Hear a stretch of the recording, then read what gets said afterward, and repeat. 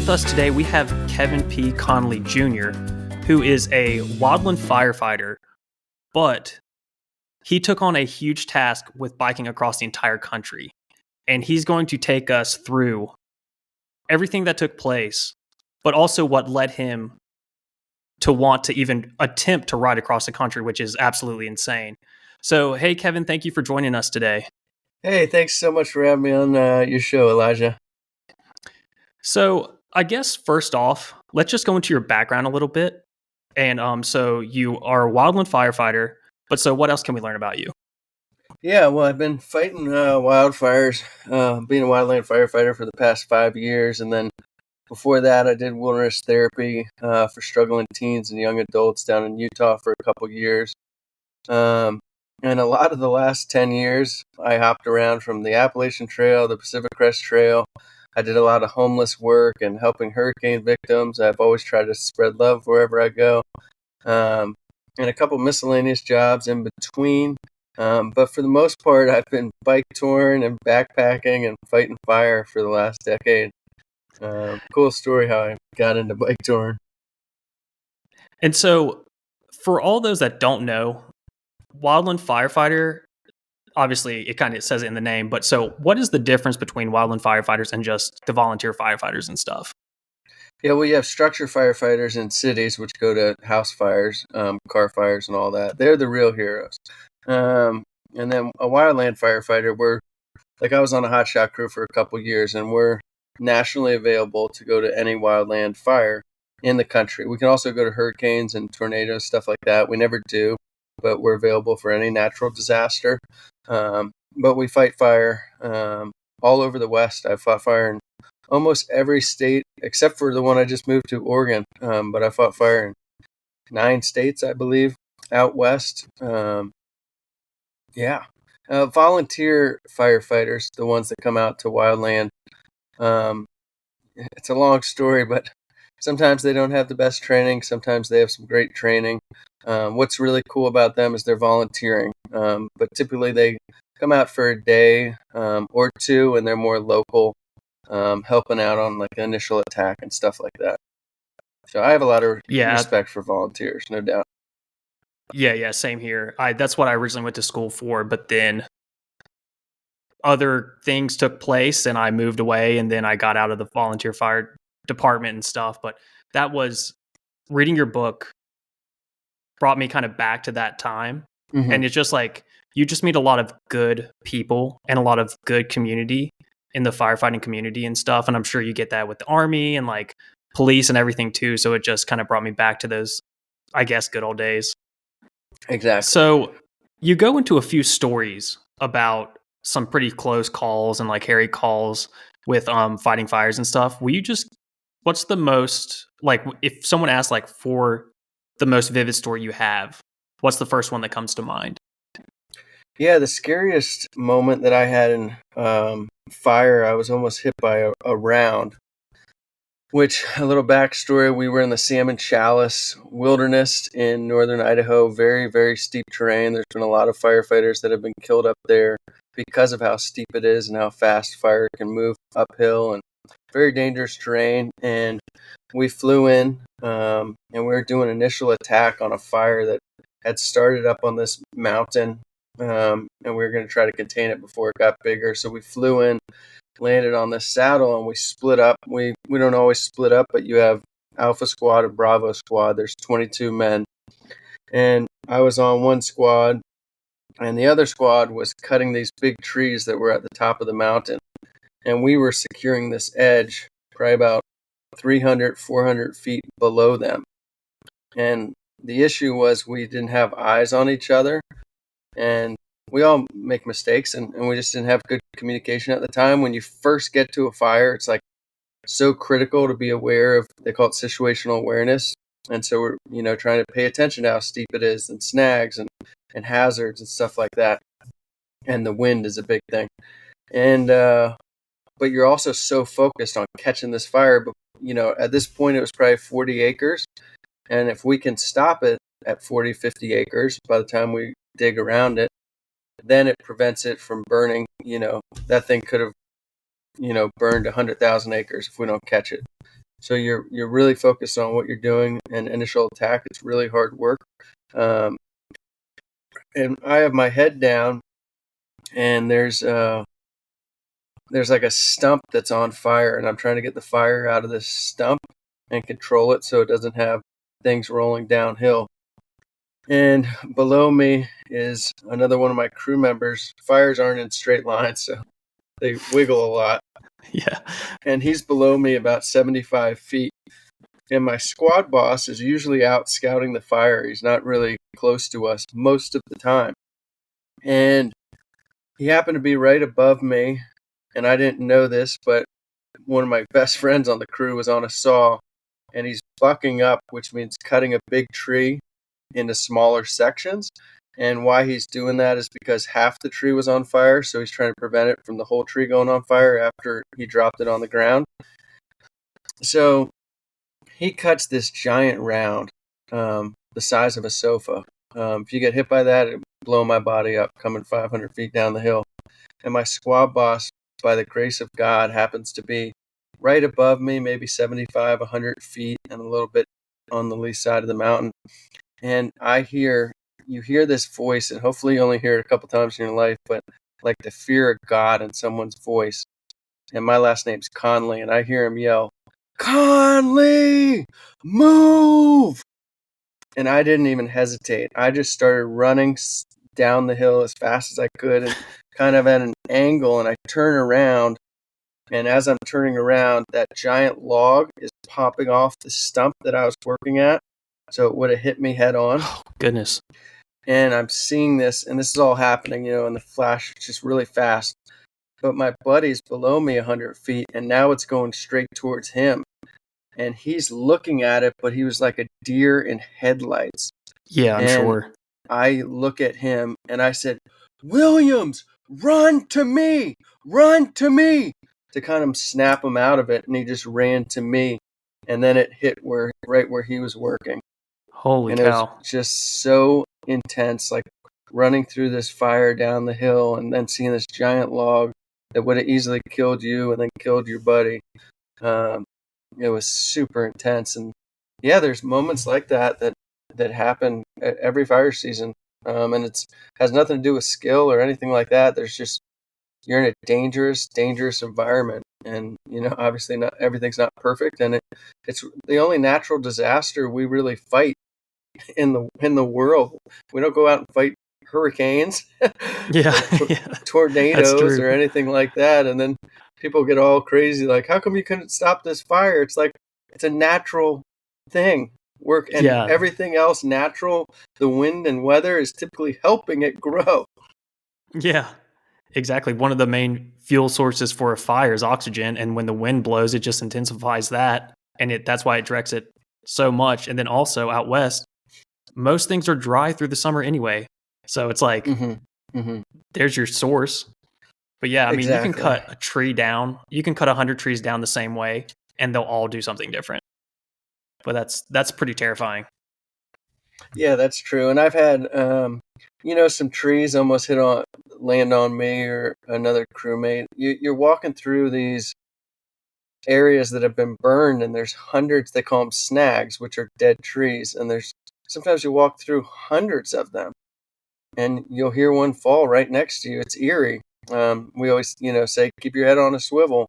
But every season, there's only one time that I was almost burned over, and we were on a burn operation, and we were trying to catch a fire. I wrote about it in my book, and we were too late, and it jumped the road, but we had our fire behind us on the road, and our fire that we lit curled over the road behind us, and we had to run through this really hot, nasty smoke that you couldn't see through, and we barely got out of there. I think if we didn't make a decision to run for our lives, and maybe 5-10 seconds later, we would have been seriously burned, and if not, died of smoke inhalation.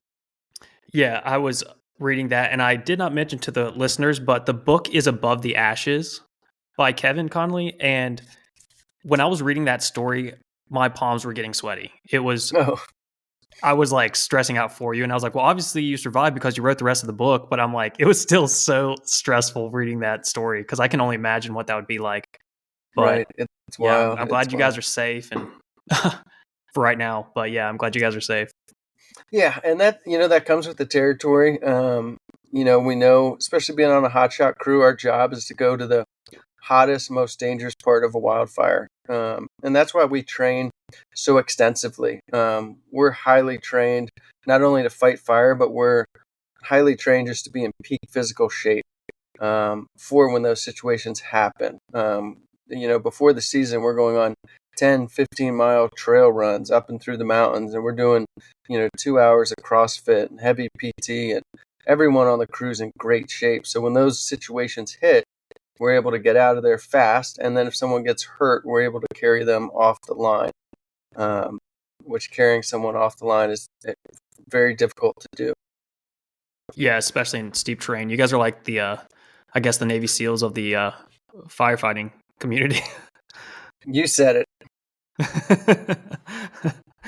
All right, so you talk about anxiety and depression in your book and stuff. So you had your first attack and you didn't exactly know what was going on. So will you just go into that a little bit more? Yeah. Well, the funny thing is, and I was talking to someone about this the other day. I had anxiety the other day. I think it was the first time I had anxiety in over a year. I have panic attacks, severe panic attacks. So I joke with people that I wish I had anxiety. I think I could cope with anxiety better. When you have a panic attack, like for me, the whole world closes in. My lips start to quiver. I can't focus on my hands, so I can't like grab anything. I could barely twist the doorknob. Feels like I'm having a heart attack. Sometimes parts of my body go numb. I can't see straight. It cripples me. I like I'm freaking out about everything. Like I can't. It's hard for me to go to the bathroom, brush my teeth. Like I can't even go outside. It cripples me for a long time. And the first time it happened, I had a severe panic attack after um, just a day after I left Yosemite fire season, and I didn't know what was going on. And I took me a while just to get out of my car, and I grabbed a 6-pack of beer or something, and had a few beers to try to calm down, and that didn't work. And I just sat in my truck out in Big Sur. I wanted, like, my whole plan was to go run on the beach and watch the sunset, and I couldn't get out of my truck, and I ended up sitting there for like 3 hours before I finally calmed down. And that panic started happening every day. And for about 12 months, I silently suffered through these severe panic attacks, and they grew and they grew. And I ended up having panic attacks 3 or 4 times a day, and they would last 1 to 3 hours each time. And it drove me nuts because I want to go for a run. And at first, when they first started happening, I'd go out the door thinking I could go for a run, and I'd make it a quarter mile, if that, and I'd have to go back home. And I stopped riding my bike and running and hiking, and yeah, it shut me down completely, and I lived in this very, very dark place. And after having panic attacks all day long for so long, it spiraled me into a really deep, lonely, and dark depression. So with having severe panic attacks and depression and stuff, what made you want to bike across the country? So that's a very interesting question. Um, so I'll just tell you about the night before. My depression got very, very, very dark. And for the week before I left for my bike trip, there was nothing more that I wanted to do than to take my own life. I didn't want to suffer anymore. I just wanted to leave. I thought these feelings would never leave me, and I knew I couldn't live like this. And I wanted to end my life. And on the night that I was fully ready to kill myself, I was drunk, and I was sitting in my apartment with the lights off, and I was very emotional and crying. And I remember pouring out 30 pounds of dog food and kissing my dog and saying goodbye to him. And I was just ready to get in my truck and drive as fast as I could into a wall without my seatbelt on. And I didn't want to be here anymore. And when I went to opened the door to my apartment. There was a wave of energy that came over me, and I closed my eyes. And if you believe in God, it was a spiritual moment, whatever you want to call it. I believe it was a miracle because I wanted to kill myself. And I close my eyes, I feel this energy, and I feel a hand on my shoulder. And in my head, I hear my dad's voice say, "You never give up, son. You never give up." And I remember just falling to the ground and crying and closing the door and decided I'm not going to kill myself. And I had a map of the United States on my wall, and my bike was right there. And I was like, I have to fight back. I have to somehow fight these demons and find some peace again in my life. And I didn't know what was going to happen by riding my bike that far, but in the past, with being a long distance hiker and being a long distance cyclist, I knew that challenge builds your character. And also on these big journeys, I've always been so happy and so positive, and pushing my body like that every day makes you more healthy. And I always talk to people about how your mental health is right tied in with your physical health. And I was like mentally ill, and I was crazy, and I was like, I'm just going to grab my dog. And I was trying to think of the only bike route I could do that time of the year. I started October 30th or the 29th, and the only thing I could do was the Southern Tier. And so this was like, I hadn't ridden a bike in 9 months, and I get this thing to tow my dog Rocky in, and it was 175 pounds before I got onto the bike I was towing, which is a lot. And if I wasn't mentally ill, I don't think I would have done that, or at least I would have done it a lot slower. I'm sure like other cyclists are hearing this and they're like, why are you complaining about grams? Like, not you, but like them. They're like complaining about grams, like, oh, my wheels are too heavy and all that stuff. You're biking around with a dog in the back up some steep climbs. Like, oh yeah, that's crazy. That's awesome. And the other thing, because I was crazy, I was like, the Southern Tier starts in San Diego, but I don't like the number 3,000 miles. So I'm going to start in San Francisco and tack on another 500 miles to make it a little harder. And we have this saying in fire, nobody cares, dig harder. So I was like, nobody cares, ride further. That's awesome. And so let's just get into the bike touring. So what was the total, or do you have the totals from the trip? I know that it was 3,500 miles, but would you happen to know elevation and all that stuff? Oh, geez. Because I know I was looking at some of the days and stuff, and it was a crap ton of climbing. Yeah, and I can't remember, starting in San Francisco adds a chunk. I know it's over 100,000 feet of elevation gain. Easily, yeah. Easily. I know the Southern Tier alone is like 100,000.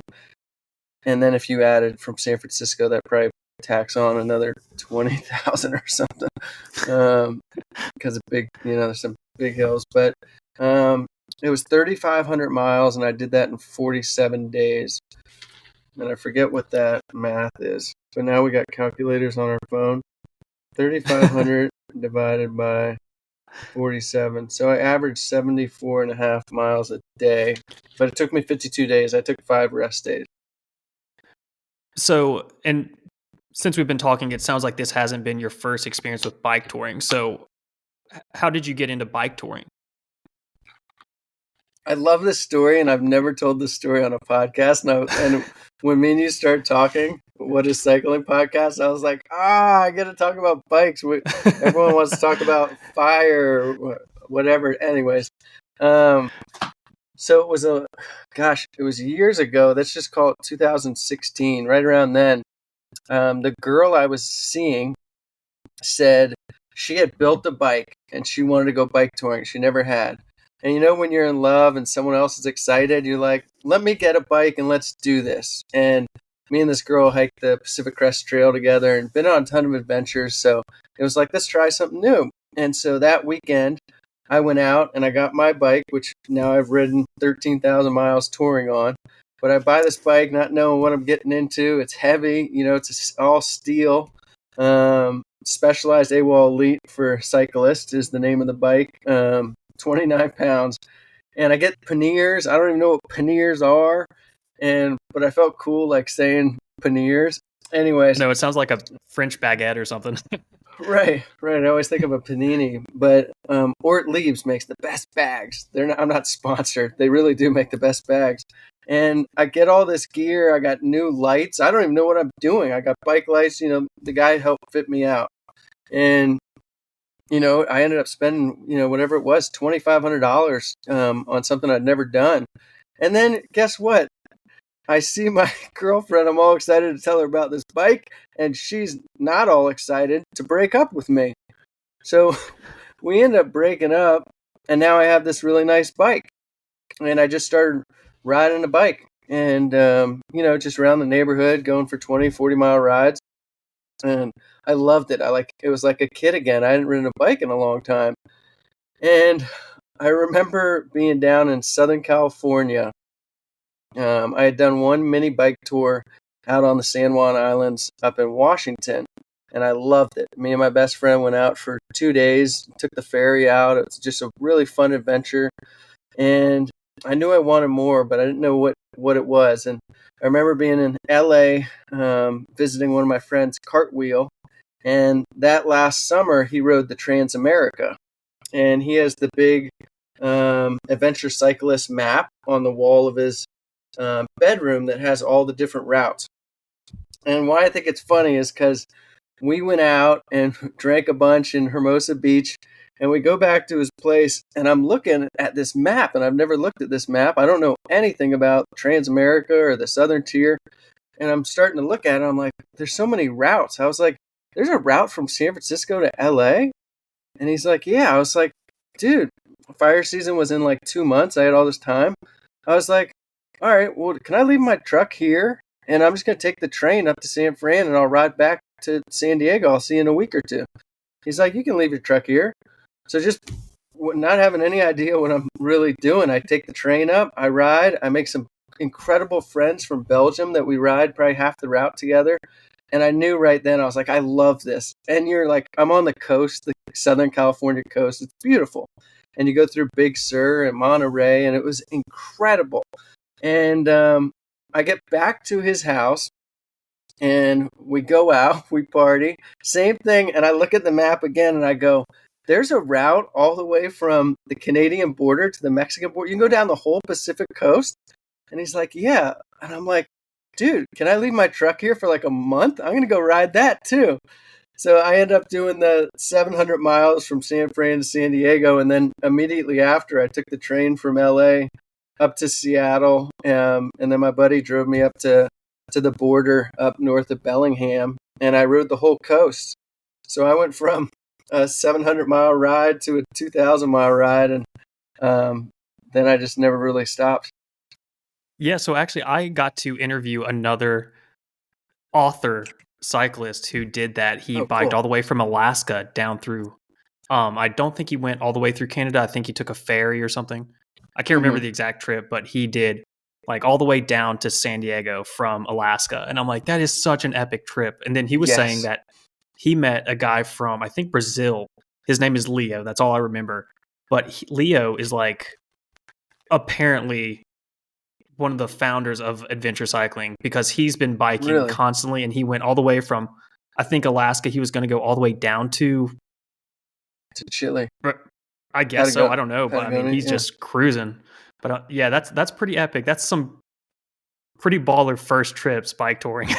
Not a lot of people can say that. It's like, oh, I just went camping or something, but no, you did it. Yeah, no, I fell in love, and biking from Canada to Mexico that's just such an amazing route. And I only met one other person doing it. It was kind of prime time to do it. It was in April. So I had great weather.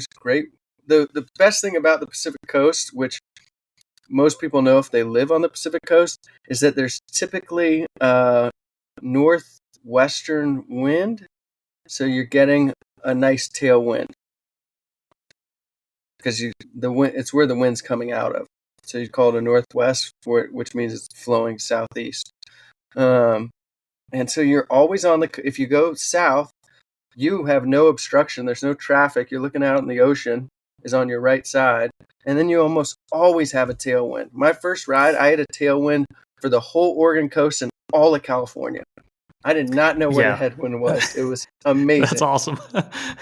Yeah, that's unheard of out here. That's awesome.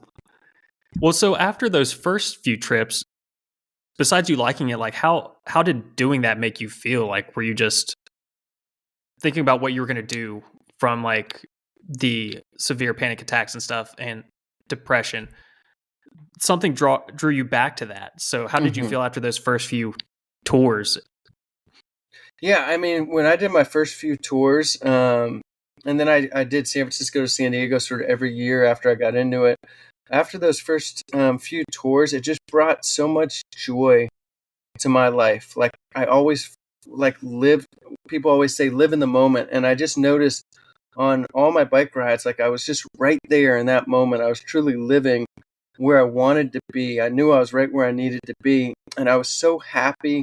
And just being outside all day, riding your bike, like breathing that fresh air. Oh, and it's just like there was just so many beautiful people that I met on all these bike trips. And there's all these random moments where you meet someone random in town and they buy you lunch.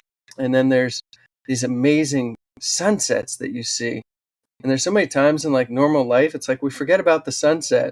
You see it from town or whatever. And like, I always want to go see the sunset. If I can, I'm out on a mountain or out on my bike somewhere. And you get these new sunsets every night at another place. And then just all these cool different places you get to camp. And there's just something super fun for me is just riding sun up to sundown. I rarely take kind of easy days on my bike. I shoot for the 75, 100-mile days. So I'm typically riding all day and then pooped. And I love eating 2 dinners. You can eat so much food. I never have to choose between 2 entrees because I just get both of them. And I'll eat one there and one in my tent. That's actually probably one of the best points I've ever heard and I've never really thought about. But yeah, you get to eat any and everything and it doesn't matter. Like, oh, yeah, you want the steak and the burger or you want the surf and the turf? Get them both. Who cares? You need the calories. Yep. That's a good point. Like, it's probably like the only time I eat sweets. Excuse me. I don't eat like a lot of chocolate or a lot of ice cream, but when I'm on a bike ride, like I love a Coca-Cola and ice cream and a Snickers bar, at the same time. Yeah. Yeah, that's me too. So it's a unique way of living, and it's very different but very similar to backpacking. Obviously, backpacking, you're out in nature and there's not cars driving by, 80 miles an hour. But you have everything you need is in your saddlebags, and you got all your gear. And for the most part, you're fully efficient. What's one of the biggest differences with backpacking and bike touring I can get breakfast in one town, lunch in another town. Yeah. And so I love that. And then you end up spending a lot of money because it's like I just rode 105 miles. It's like I don't want to eat this mountain house or this ramen. Like I'll go I'll go stop at a restaurant and get some surf or turf or whatever. Yeah, no, absolutely. I remember when I was biking across North Carolina, I was at this gas station and it's just like you were saying, you get to go to different areas and meet new people and stuff like that. But I rolled up to this gas station and I don't know what about your story reminded me of this, but as I rolled up, of course, I'm in like my like Lycra spandex stuff and there's just a bunch of old guys out talking at this gas station. Right. And I roll up, I'm taking out my headphones and stuff like that. And they're like, we got to get out of here. And one of the guys was like, what? And he's like, this weirdo just showed up. I'm like, okay. Like, it's not like I didn't hear that, but I mean, that's fine. So it was just really funny. Yeah. But it's just, I don't know. I thought it was very funny. Yeah. So what I was saying was, it was just wild because days before I wanted to end my life and I was in this hopeless place and I was crippled and I couldn't do anything. And I lost faith, and that had never happened in my life. And I wasn't the same positive, happy person I was. And it was so strange to go from this really dark place to when I got to the Golden Gate Bridge and I started riding my bike up that hill, I felt like I just like shed these layers of pain off me almost instantly. And I had a long ways to go, but I could feel like this weight lifted right when I started. And maybe that's because I knew I was on this big journey and there's these feelings of excitement. Like I felt excitement, which I haven't felt in a long time. And I felt like I was starting to feel hope again. And I had totally lost hope for a long time, which is a really hard place to be in. And the funny thing was, I remember riding up that big hill, leaving the Golden Gate Bridge, towing Rocky. And I never tried to tow Rocky up to this day. I had never done that. And I towed him up the big hill and I called my dad and I said, Dad, don't get me wrong. I'm going to finish this with Rocky, but I will never, ever, ever, ever, ever tow Rocky again in a trailer on my bike. I'll ride 3,500 miles and I'll complete this, but never again. See, most people would be like, I'm going to do this for 20 miles and then that's good. But no, you're like 3,500 miles. It was crazy. That first day was so hard. We did like 50 miles towing a dog. I'd make it equivalent to like a 120, a 118. Oh yeah, I'm sure. It's hard, but it was so cool having my best little buddy there, my best friend, and especially when I got to camp, it was like even though he can't talk to me, I talked to him, and I didn't feel alone, which was important in my healing journey. But the bike ride for me, the big purpose of it, and I write in my book how nothing changes if nothing changes. So nothing was going to change with my panic attacks and my depression if I stayed in Salt Lake City and did whatever. Nothing was going to change. And since I was in such the darkest place you can go, wanted to take your own life, I knew I had to make like an extra dramatic change. I couldn't just like go to therapy once a week or do whatever it was, in Salt Lake. I needed like an epic challenge to burst me out of this. And that was the hope going into it, that it would. And as I pedaled.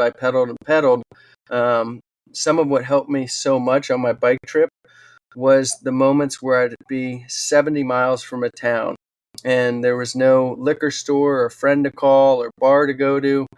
I was faced with my demons. I got no phone service, no distractions. It's me and my bike. And I had to just fight my demons head on. And I had to sit 40 miles from a town and I couldn't just grab a bottle of liquor and suppress these feelings and run from them. I had to sit there 30, 40 miles from a town and keep pedaling and keep fighting. And through those moments where I couldn't run and there was no escape, I say that I turned all this pain and suffering into strength.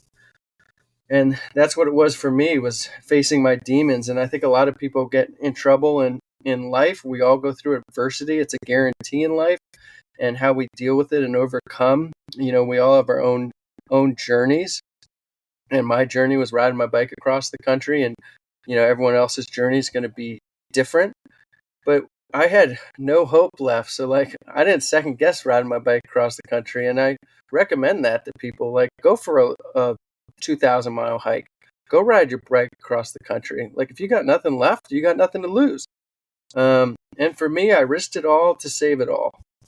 And it took me about 1,500 miles on my bike till I started really, really feeling better. And I fought a lot of demons on my own, but a huge aspect of my bike ride was all the firefighters that helped me along the way. My dad came out for 10 days and some very special moments with the Apache Native Americans. And there were so many people that were helping me bring myself back to life as I was on my own healing journey. And so, yeah, I think a lot of people, when faced with those demons, don't exactly know how to face them. I think there's a lot of, I don't know what you would call it, but mentality of like just suppress it and just keep suppressing it and suppressing it and stuff. Especially with men. Yeah, exactly. And it's great that you were able to figure out what worked for you and then to fully execute on it. I think that's very powerful. Yeah, thank you. But one thing we haven't touched on about your trip is, what were your goals for the trip? Yeah, great question. I had 3 goals when I started my trip, and My number one goal was to find peace and clarity in my own mind and to heal. My second goal was to raise money for the Wildland Firefighter Foundation, who helps wildland firefighters who are killed in the line of duty. And then my third goal was to bring awareness bring more awareness to mental health on my journey, and which was beautiful. I did all three of those. I raised about $25,000 for the foundation. I Wow, was that's on the awesome. news and newspapers and raised a lot of awareness about mental health. And I found peace and clarity in my own mind. That bike trip saved my life. It saved my life and it changed my life. And it was so cool to write a book about it. But it was that challenge. You probably heard the saying, you got to break down to break through, and challenge builds character. And I always say nothing changes if nothing changes. Well, I made a change, and that's why something changed. I put in the effort. Nothing good comes easy, nothing easy is that good. And I had to work my ass off to get this back. And a big part of my transition was changing my perspective and understanding my reality. And my perspective was I was trapped in these panic attacks every day, and I was going to die, and I was depressed, and I was lonely, and I was all alone. That was my perspective, but that wasn't truly my reality. But I was building that. I was making it look like my reality. But I had 30 something years where I was happy and positive and I was fine. So why couldn't I get back there? And when I learned to change my perspective, that this isn't my destiny, I'm not going to suffer for the rest of my life. I can overcome this. When I changed that, I understood it wasn't my reality. It was a piece of my story. It was a piece of my time, but it was my perspective that was bringing me down because I kept telling myself, when's my next panic attack? When's my next panic attack? And then I learned when we're talking about mental health, especially in men, it's such a stigma, like especially being a hotshot firefighter, like we don't complain. We don't talk about feelings. I learned that true courage is to be vulnerable. True courage is to be fragile. Like it takes true courage to talk to your brother. We call each other brothers in fire. Talk to your best friend or your brother and be like, I'm not okay. I need help. I need to speak about this. And that was the biggest thing for me. The night after I almost killed myself, I called that night, actually, I called Burke Miner with the Wildland Firefighter Foundation. And he called me first thing in the morning. I probably called him at 3 a.m. And he called me 7:30, 8 in the morning. And we had a great talk. And I just told him, I said, I'm in a bad place. I am not doing good. And I felt this immediate support. And I felt this weight off my shoulders. We talked for like an hour, and I had all the support from the foundation. And it felt so good just to say it out loud. Like, I don't want to be here. I wanted to end my life, and I'm going to go ride my bike across the country. I want to raise money for you and find peace in my own heart. And I was just asking for their support and prayers, and they were there every step of the way. But that's the first step, is you got to say it. And maybe that's saying it to your dog or a stranger at the park. But that's how you begin this healing journey. And then I had to forgive myself.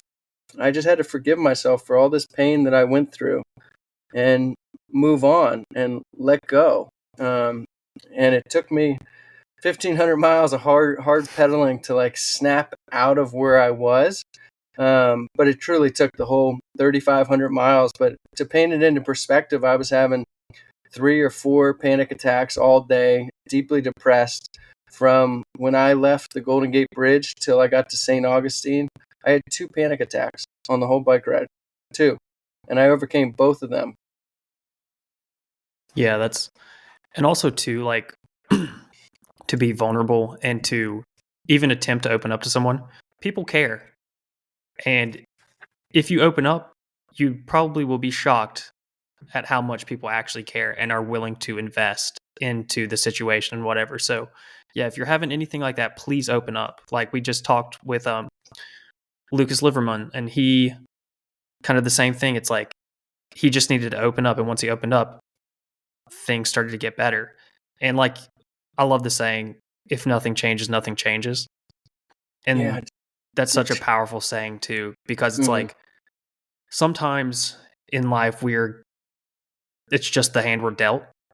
And sometimes we just have to make dramatic changes. And in those dramatic changes is where you see solutions or growth, whatever that Mm-hmm. may be. And Yeah.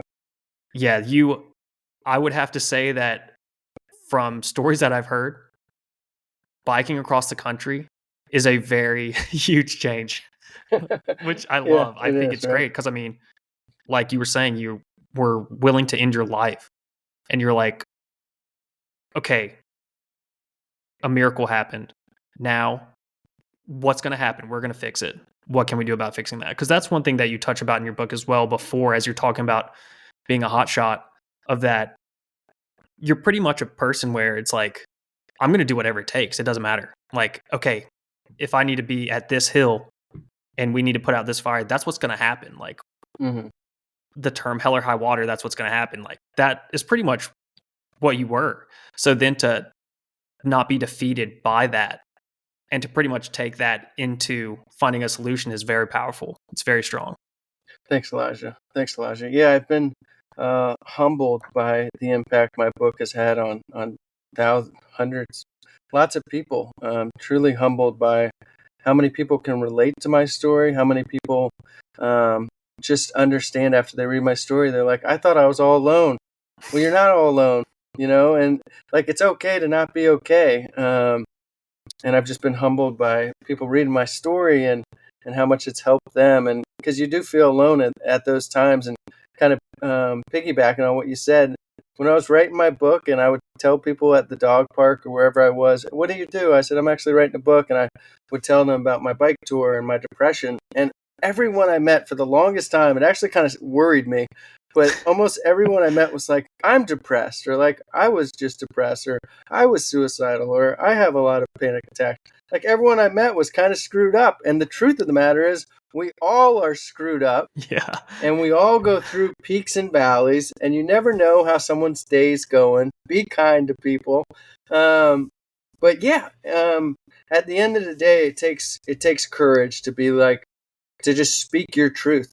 Be honest with people with how you're feeling. It takes courage, and that's bravery when you can be vulnerable with someone and be authentic and actually say that you're having a hard time. And one of the things I talk about is like, no one's coming. No one's coming. Like, nobody's going to come and kick in your door and be like, "Elijah, it's time to wake up. We're going for a bike ride. We got to snap you out of this." Like, no one's coming. It's up to you. It's up to you to look at what you're going through and fight that adversity. Fight back, with all your will. And you're going to have speed bumps. You're going to have many failures that you turn into lessons. And you just got to keep going, never give up, and you can overcome anything. Absolutely.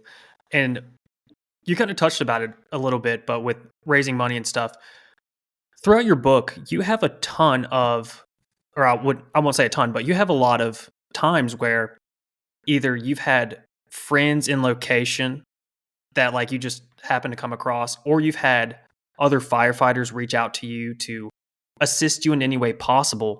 Mm-hmm. So, like, in what ways? I know that some of your friends took Rocky for a little bit so you can knock out some large chunks of riding and stuff, but how else did the community come together to support you through this ride? Yeah, it was wild because it was like a domino effect. The Wildland Firefighter Foundation put my post on social media. I posted on social media, and the positive effect that social media can have is just amazing when it's used properly. Yeah. And right away, I got a phone call from a guy named Max Alonzo, and he used to be a wildland firefighter. Now he's on the congressional side, trying to get us better pay and benefits and take care of us, in a suit and going to DC. But both his sons are hot shots, and he got my number from the foundation, called me, loved my story, and he was like, "I'm going to make some calls and I'm going to help you out the rest of the way." And then I had a fire chief down in Florida call me and say, "When you get to Florida, we got you covered. When you get down here." And I had another guy call me, Cody Lambert from Texas. He was like, "When you cross the border of Texas and when you cross the other side, that 1,000 miles, we have you covered. And by the time you get to the other side, I'll have you in contact with people in Louisiana, Alabama, Mississippi." And so, like, everyone in the fire community, I don't want to say they loved my story, but they appreciated that I was being honest and raw about the hell that I went through after my last fire season. And there's a lot of wildland firefighters that do suffer from depression in the winter and different feelings. Like wildland firefighters are more likely to die of suicide than from being on a wildfire, Oh, wow. which is crazy. And there's not a lot of mental health. It's not a huge focus. It's gotten better in the last couple of years, but a lot of people appreciated my story, how I was being raw, how I was fighting back. But just having a man, I think it helped a lot of other men and women saying, like, I'm in a dark place and I'm trying to get better. And it felt like the whole country was kind of rooting for me and helping me out. And I just felt a ton of support, which is something you really need in a dark place, is a circle of friends or family or support. And I was getting support from my friends, my family, and firefighters, which I might not know them, but we call it a brotherhood, a sisterhood. So Yeah, it it's was your like, whole other family. yeah, people would send me random messages like, I don't know where you are, but what's your Venmo? Me and my crew are going to send you $100 for dinner and a hotel tonight. Just like totally random. Oh, that's awesome. So many people want to be a part of it, and all that love and support was helping me come back to life. It was breathing air into me as I was going through my things. And then my dad came out for 10 days, which was like the best bonding experience. And it was also amazing to have. I never rode with a support truck, so it was pretty cool. My dad picking up breakfast, and I'd ride 30 miles, and then he'd meet me on the side of the road with breakfast or lunch. And so there's just all these special moments. If we have time, I'd love to talk about when I crossed the Apache lands. Yeah, absolutely. Go for it. Talking about the firefighters and stuff supporting you. It's kind of like the saying, like, we look out for our own and stuff like that. It's just that, like you were saying, that brotherhood. It's like, exactly. I don't know you. I'm just now hearing about your story. Love what you're doing. How can I help? Exactly. The brotherhood is so strong. I meant to say, one of the reasons that wildland firefighters, we go through depression and different emotional feelings in the off season is from April to October or November, we're running and gunning 100%. We have a very demanding job, but we're 0 to 100. And we're in a dangerous situation, but we have this camaraderie. We're all in it together. If you're on a 20-man crew, a 10-man crew, whatever it is, you like create this true family community throughout the fire season, and you have this giant purpose. Every day you wake up in fire season, and we have a purpose. We're going to go put the fire out. We're going to dig line. We're going to drop trees. Sometimes it's in the middle of nowhere. Sometimes it's in people's backyards, and you're saving homes. But we always have this purpose. We're always fighting this fire. We have this huge purpose. And then at the end of the fire season, you're laid off, and people go to their different states. They go home. You're separate from the crew. Now you're all alone, and you don't have the demanding job. You don't have the pressure. You don't have this giant purpose.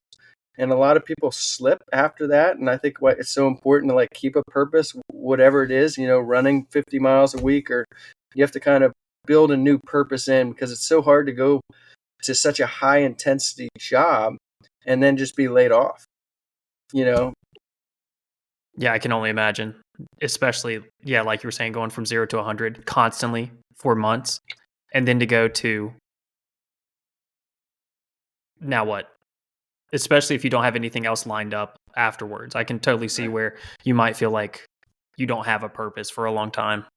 Mm-hmm. Yeah, no, it's strange. And, at the end of the season, you have a bunch of money in the bank, and yeah, it's a wild feeling because you're free. You're free until next fire season. And, typically start training. I usually give my body about a month just to rest after fire season. You go into fire season really strong, and fire season makes you even stronger. And then maybe halfway, 3/4 towards the end of the season, you start to actually decline because you just can't eat enough, and your muscles, you get weird muscles. Like I can lift the chainsaw up all day, but I can't do 20 push-ups.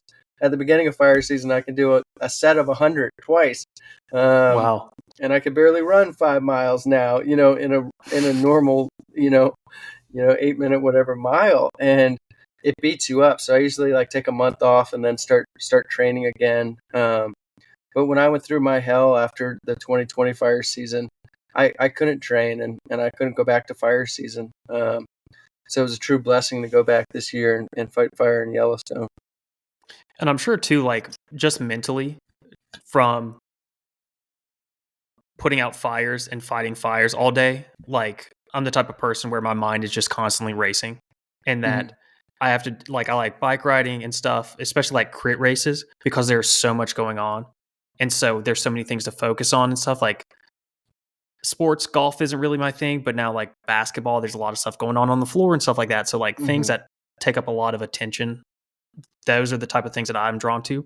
But to go from something as high attention oriented, like fighting fires and stuff, to then not having that, that would be the problem for me. Would be like, okay, I got to find the next high intensity thing right now, because to go like straight from 100 back down to 0, that would be really tough. Yeah, it is really tough. And yeah, it affects most wildland firefighters. It affects most of us. Yeah. But yeah, so you want to get into the I got to tell the Apache story. That's like my favorite. That's everyone's. I think it's everyone's favorite chapter in the book. I always wonder if I tell the story exactly like I wrote it, because it's different when you're talking. When you write, I go into a lot of detail, and then you break it down into like a 45-minute or hour-long podcast. But what was amazing about when I crossed the sacred Apache lands in Arizona was, I didn't know this, but it seemed like every Apache in the San Carlos reservation watches the news every single night. And I happened to be interviewed for Fox 10 in Phoenix, and I did an interview with them, and it came out that night. And the next day I was riding through the Apache lands. And I remember taking a break at this place called the Apache Burger, kind of like a glorified big truck station in the middle of nowhere. But they have the Apache Burger, and there's like 60 people there. And I bring Rocky in, and we're waiting behind in this long line. And there's this huge Apache, like linebacker-sized guy in front of me, towering over me. And he turns around, and he looks at me, and he looks at Rocky, and he goes, "Is that Rocky?"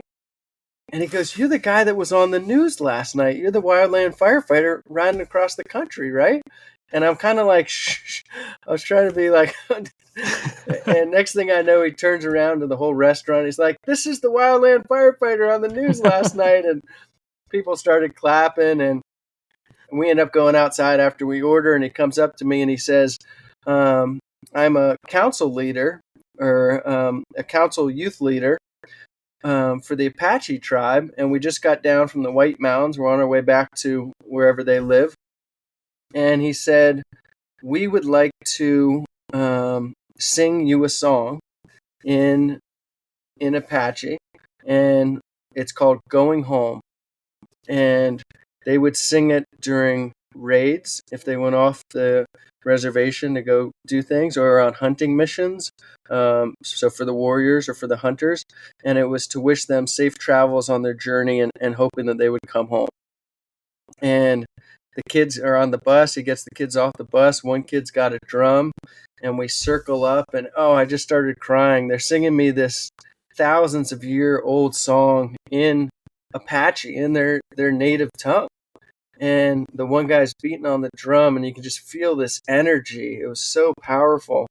And yeah, I'm sitting there crying. I remember putting my sunglasses on and trying to videotape for a second, and Rocky sort of feeling the music too. And it was just amazing. And they sung me that song, "Coming Home." I think it's called "Coming Home." I think I said "Going Home."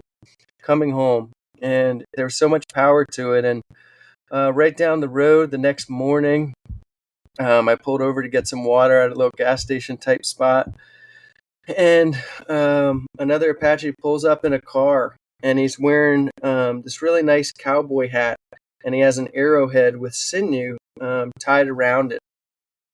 And he comes over and he said, "Hey, brother, everyone knows about you and Rocky, the firefighter riding across the country, and I wanted to give you something to keep you safe on your journey." And he's got this big hunting knife on his hip, and he pulls it out, takes off his hat, and he cuts off this arrowhead, and he gives it to me. And it was just like, I felt the power right away. And he holds my hand as I'm holding it in my palm. And he said, "This will keep you safe, brother. This will keep you safe." And he drives off. And at the gas station, there's a white woman that's married to an Apache. And she says, "Come here, I want to talk to you for a second." And I said, "Yes, ma'am." And I walked over there and she said, "My husband is an Apache. And I saw what happened and with the cowboy hat." She said, "Those are usually gifted by the grandfather.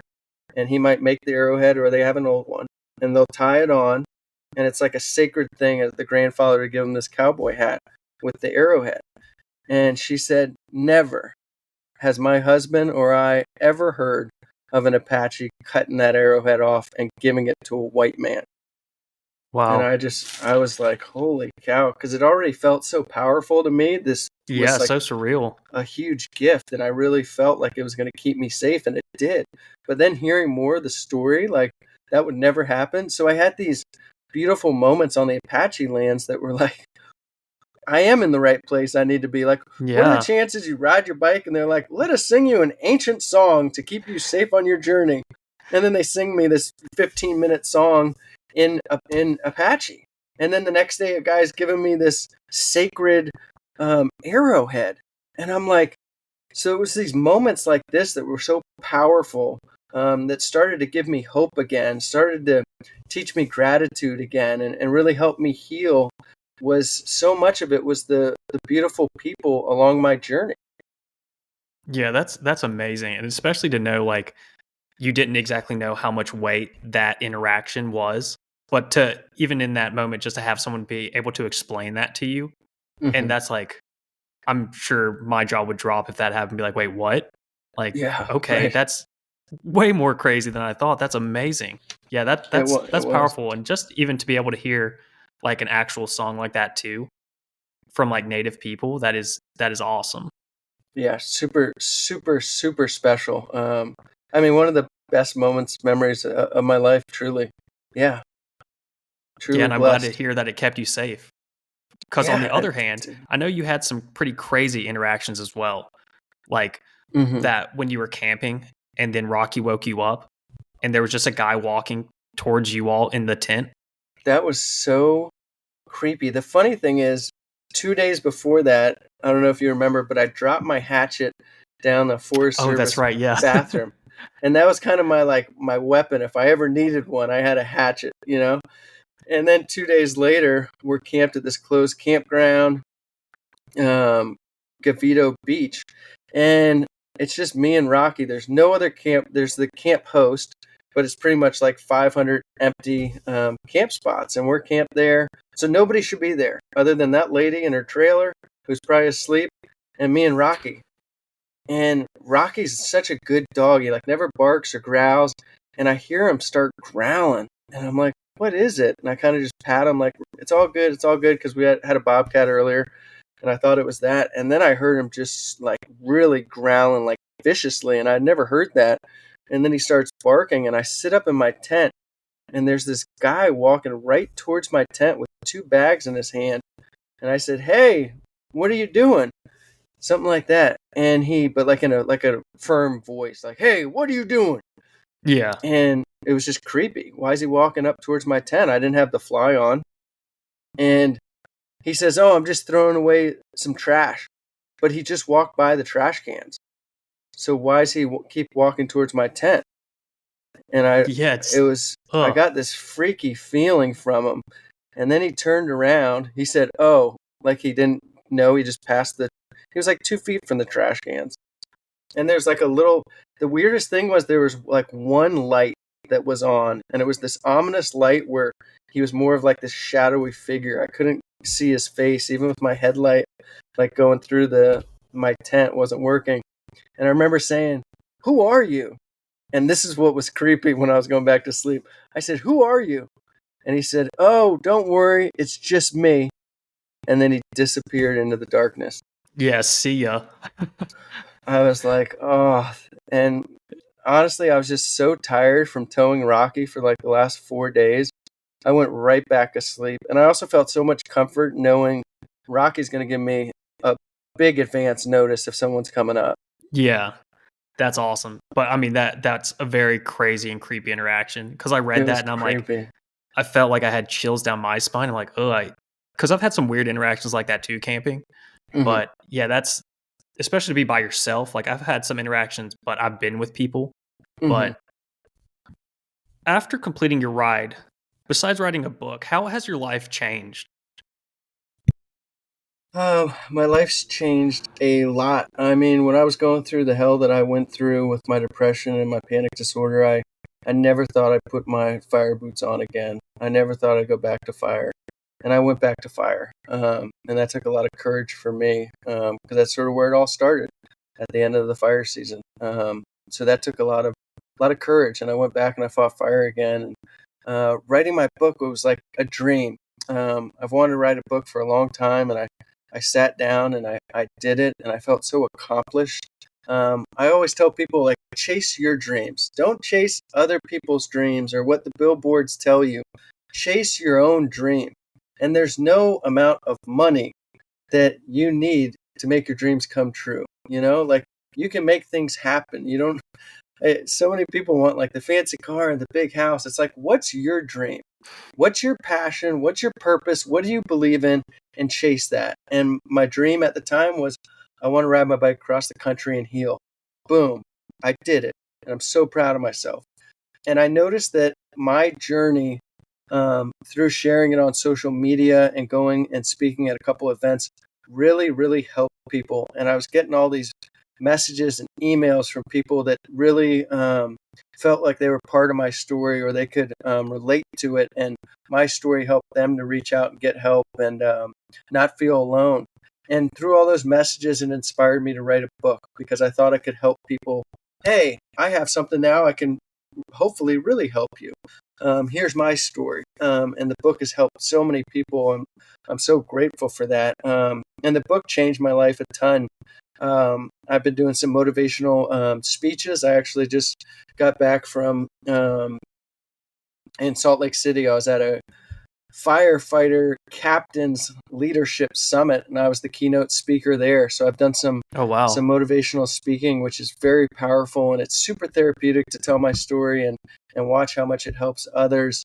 So my life's changed a bunch, and then I'm coming out with a children's book series in a couple months called Bark Ranger. So I chased another dream, and I think that's what life is, right? Like purpose and passion. So I found out I liked riding a bike years ago, so I ride a bike. I found out I liked hiking, so I backpacked 10,000 miles.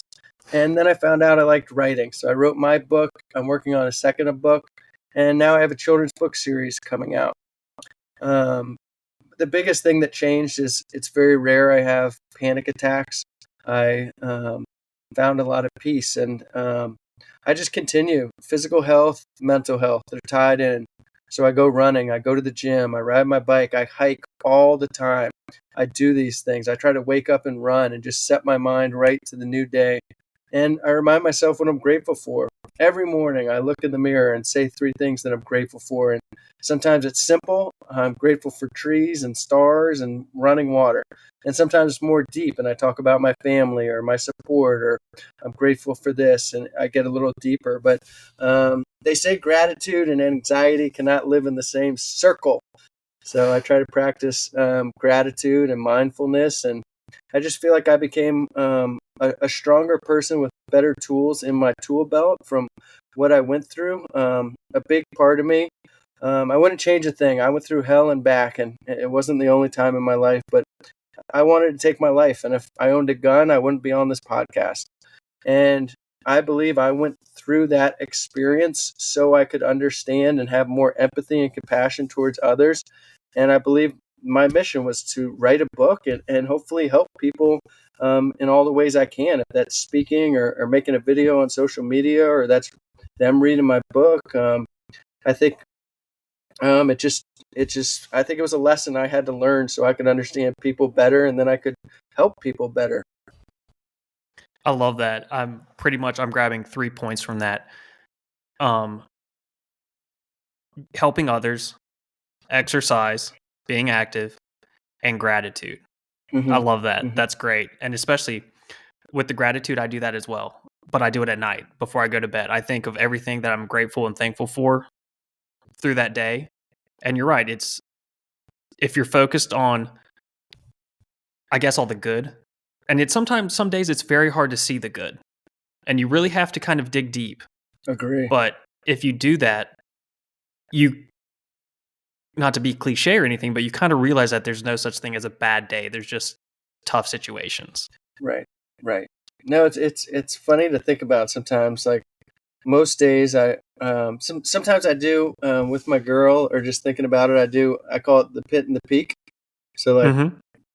you call it your worst moment of the day and then your best moment of the day. And I love that for me, a majority of the days, the worst thing that happened today is like the smallest thing. Like the Yeah. worst part of my day was spilling my coffee on the couch. Like who freaking cares? Yeah. But then you live a life where it's like the best part of my day was going up, climbing this mountain on this 6 mile hike and watching the sunset. So you Yeah. can make your best part of the day, but yeah, I mean, positivity, right? Negativity has got nothing done in America ever. But a Yeah. positive spirit gets you far, and it's contagious. Positivity is contagious. It's like smiling. Yeah, absolutely. I completely agree. But also, just another key point that we already touched on was, but helping others. That's a key point. You can't help others and continue to be in that state Mm-hmm. because you Mm-hmm. see other people in that state and helping others. It's such a gratifying feeling. And so 100%. it really elevates you out of whatever you're going through. 100%. 100%. Yeah, I used to have this idea that whenever I was feeling bad, to go try to make someone else feel good, and then in turn you feel good. And I've learned that works really well, and it's easy to do. You can just go to like a McDonald's drive-through and buy the person behind you's food, or buy a cheeseburger for a homeless guy. Like spread love and kindness, and it will come back out. One of my favorite sayings is like, let your love pour out and watch it flow back in, because it Yeah, always comes right back to you. absolutely. I love that. Okay, so on your trip, what was your favorite and or the most amazing place that you got to see? Oh, good one. Emery Pass was one of the most amazing sunsets and places I camped at. And so where's Emery Pass at? Emery Pass is the highest pass on the southern tier in New Mexico, probably 30 or 40 miles from Silver City. Okay. How did you change your setup from the first two tours to this one? I know you're obviously having a trailer with Rocky, Hmm. but did you change it up any more as you went along My the set route?